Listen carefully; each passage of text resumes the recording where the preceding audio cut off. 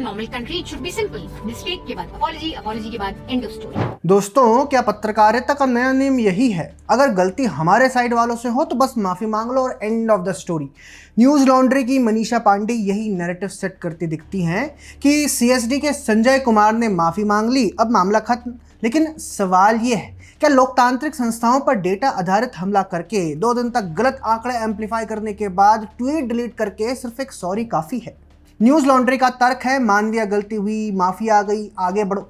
लेकिन अगर मनीषा पांडे ने पत्रकारिता अगर पढ़ी है तो उन्हें याद दिला दूं कि पत्रकार का जो पहला कर्तव्य है वो होता है सवाल पूछना। और यहाँ तो सवाल कई सारे हैं। क्या संजय कुमार जैसा डेटा वेटरन इतनी बेसिक मिस्टेक कर सकता है? और अगर मिस्टेक थी तो 48 घंटे तक सुधार क्यों नहीं किया गया? उसे बीच में झूठा नैरेटिव जनता तक पावरफुल इफेक्ट के साथ पहुंच चुका था।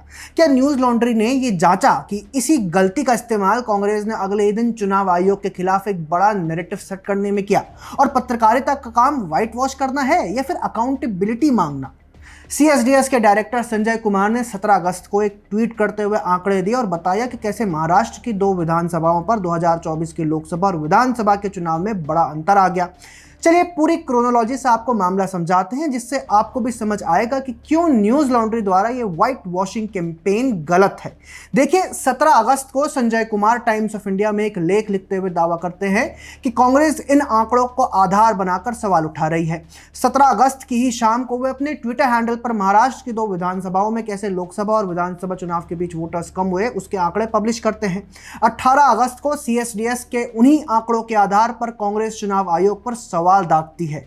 इमरान प्रतापगढ़ी और पवन खेड़ा जैसे नेता इन पर ट्वीट्स करते हैं और चुनाव आयोग के खिलाफ एक पूरा नैरेटिव बनाया जाता है। अब सवाल यह है कि सीएसडीएस के संजय कुमार को कैसे पता था कि वे जो आंकड़े डालेंगे उनके आधार पर कांग्रेस प्रोटेस्ट करेगी? सवाल यह भी है कि ठीक है, उन्हें अपने आंकड़े बहुत विस्फोटक लगे होंगे, फिर उन्होंने ये क्यों लिखा कि कांग्रेस अपने आंकड़ों के आधार पर सवाल उठा रही है, जबकि आंकड़े तो उन्हीं के थे?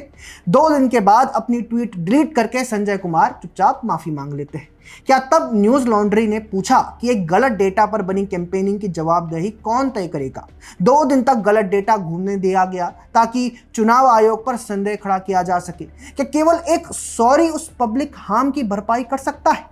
ये क्या बताता है कि data, narrative, amplification, political action, पकड़े जाने पर माफी, ये कोई पूरा रैंडम सीक्वेंस नहीं है दोस्तों, बल्कि ये है इकोसिस्टम मैकेनिक्स।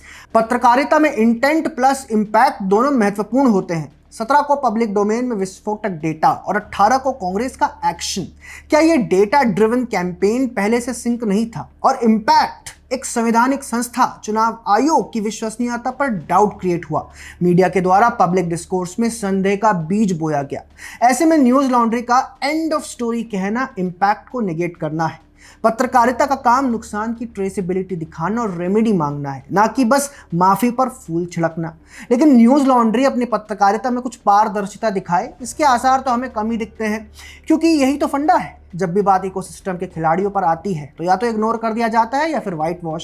सीएसडीएस को आप इकोसिस्टम के डेटा प्रोवाइडर के रूप में भी देखिए। यही डेटा उठाकर पत्रकार, कमेंटेटर, इन्फ्लुएंसर्स एनालिसिस बनाते हैं, फिर कांग्रेस उसे मेन स्ट्रीम पॉलिटिक्स में बदल देती है।